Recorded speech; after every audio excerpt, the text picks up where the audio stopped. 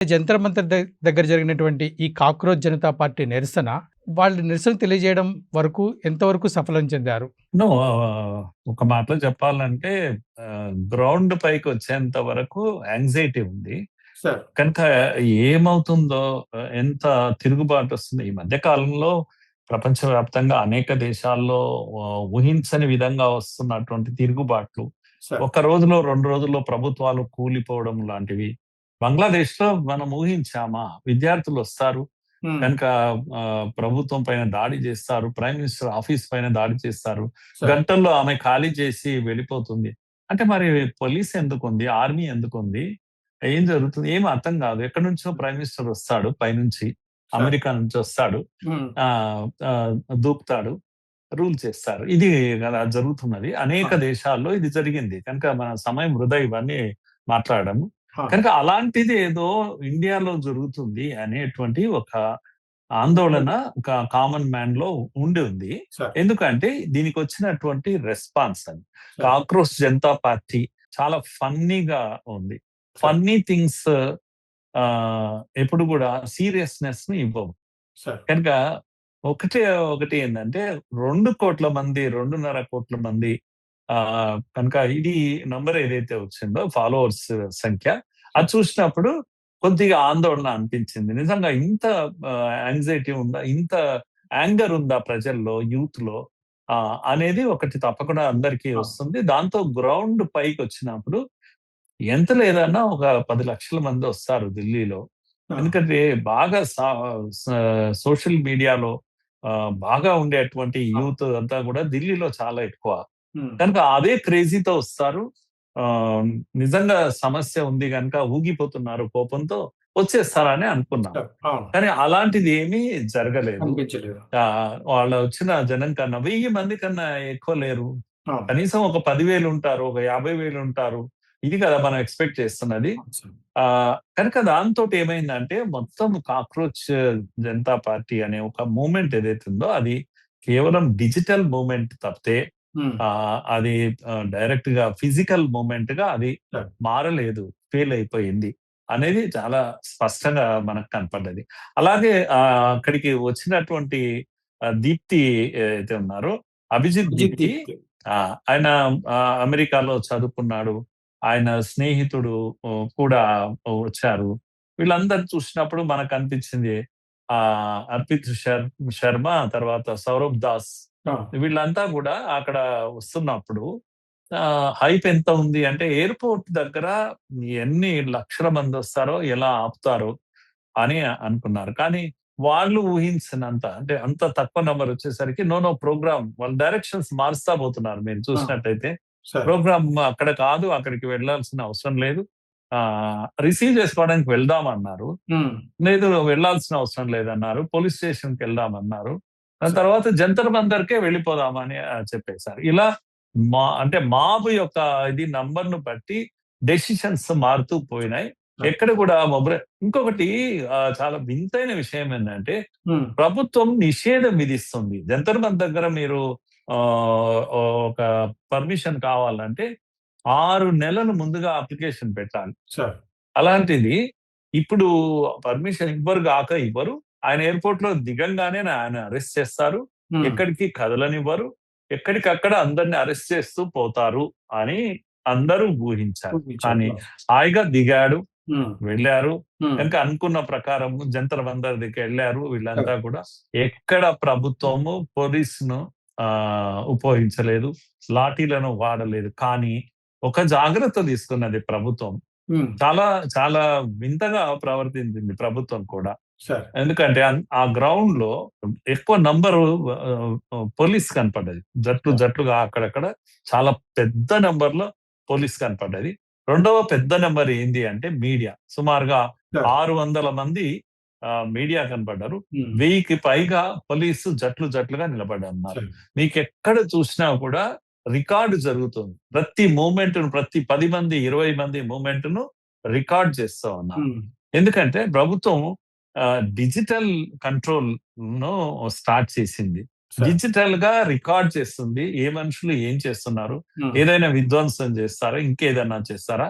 అన్నిటిని రికార్డ్ చేయడం మొదలు పెట్టేసింది. సార్. కనుక అక్కడ కూడా పోనీ ఎవరన్నా వెపన్స్ తో వీటితో ఏమైనా వచ్చారంటే అట్లేం లేదు.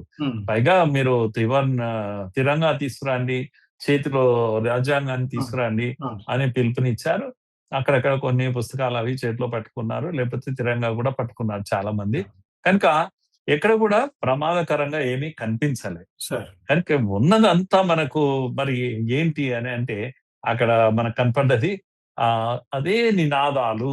ఢిల్లీలో తుక్డే తుక్డే గ్యాంగ్ ఏదైతే ప్రోగ్రామ్ చేసినప్పుడు జేఎన్యూ బ్యాచెస్ చేసినటువంటి ఇవి నినాదాలు మారలేదు. ఆజాదీ అనేటువంటి నినాదము మారలేదు. కన్నయ్య కుమార్ లేకపోతే ఉమర్ ఖాలిద్ మూవ్మెంట్ ఏదైతుందో అలాంటి ఇవే కనపడ్డాయి. మరి వచ్చిన వాళ్ళు ఎవరున్నారు అంటే ఈ నినాదాలు ఇచ్చేవాళ్ళు వీళ్ళంతా ఒకటే కమ్యూనిటీ.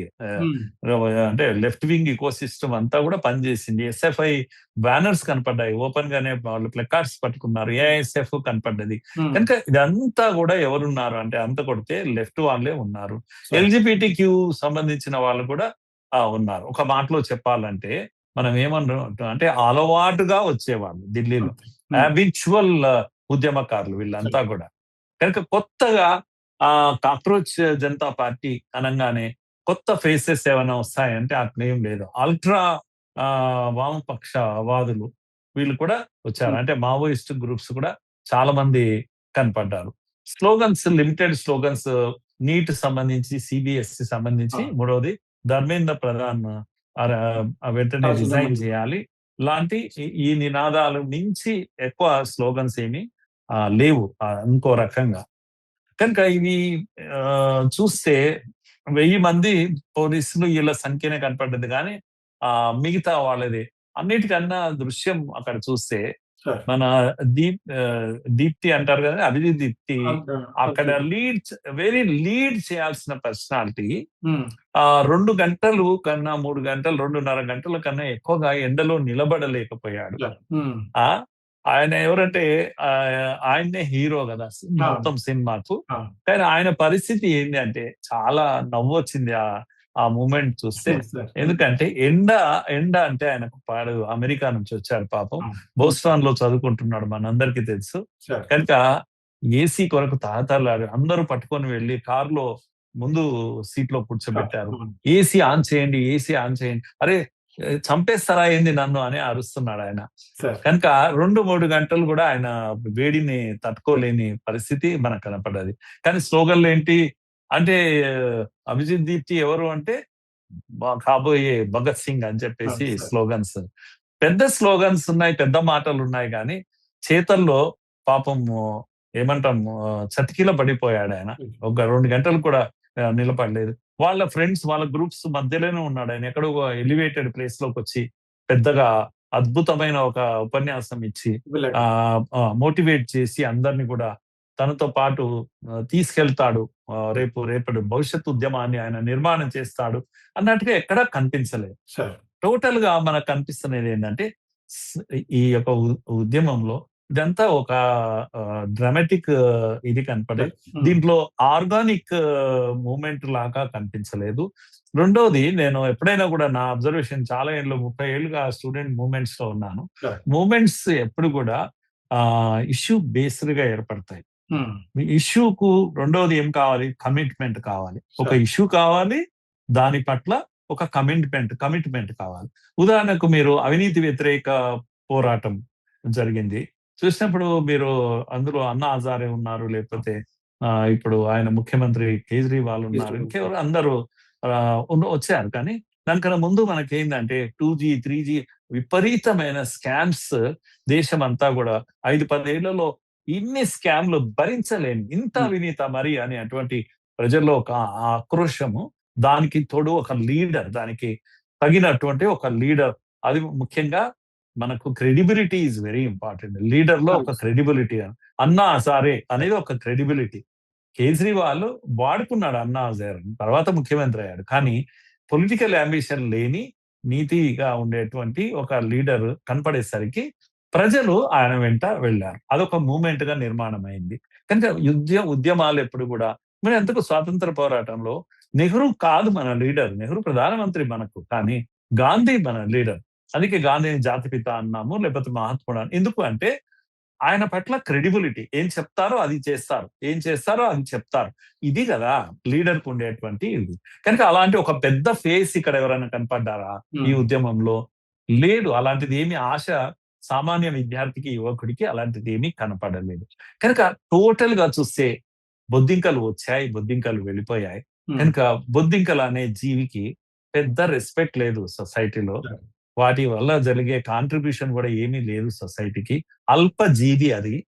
కనుక చలి చీమల చేత దొరికినప్పుడు పాము తాచుపాము అయినా కూడా చచ్చి కూర్చుంటుంది. కనుక కనీసం చీమల పేరు పెట్టిన ఒక అర్థం ఉంటది గాని, ఈ బొద్దింకలు మనకు తెలిసి వీటి జీవితం నైట్ టైం బ్రతుకుతాయి. డే టైం బయటికి కూడా రాలేవు. చీకటి బతుకులేవు. నాక్టర్నల్ అంటారు వాటిని.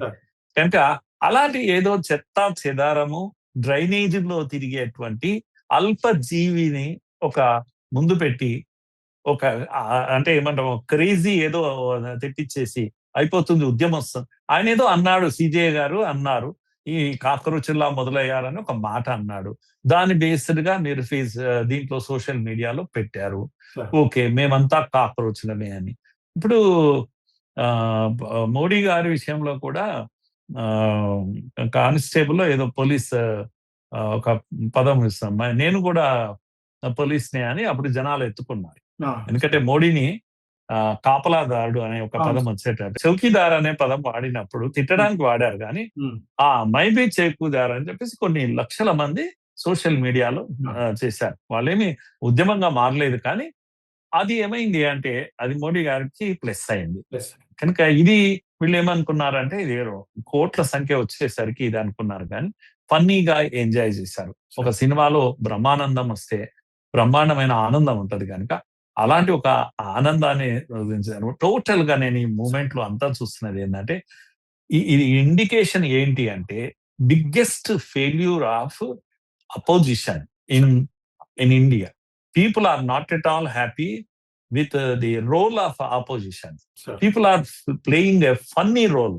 రాహుల్ గాంధీ యొక్క బిహేవియర్ పట్ల రామచంద్ర గుహ ఈ రోజు ఆయన చేసినటువంటి కామెంట్ ఏంది, ఎందుకంటే వాళ్ళ ఇంటి మనిషి రామచంద్ర గుహ చేసిన కామెంట్ ఏంటి అంటే ఇతన్ని నమ్ముకుంటే మనం ఈ దేశానికి మేలవుతుందా, రేపటి మనం ప్రధానమంత్రిగా ఈయనను ఊహించగలమా ఆయన వేసిన ప్రశ్న.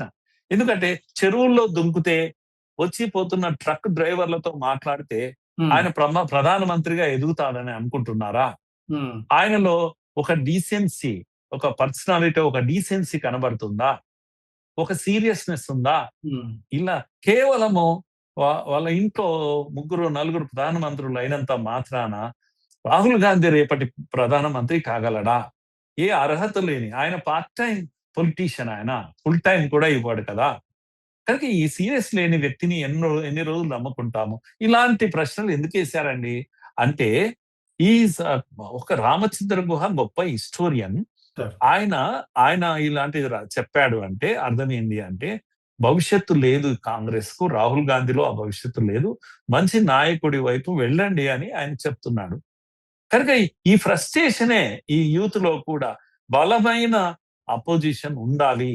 కనుక మోడీ గారు ఒకే బలమైన నాయకుడే.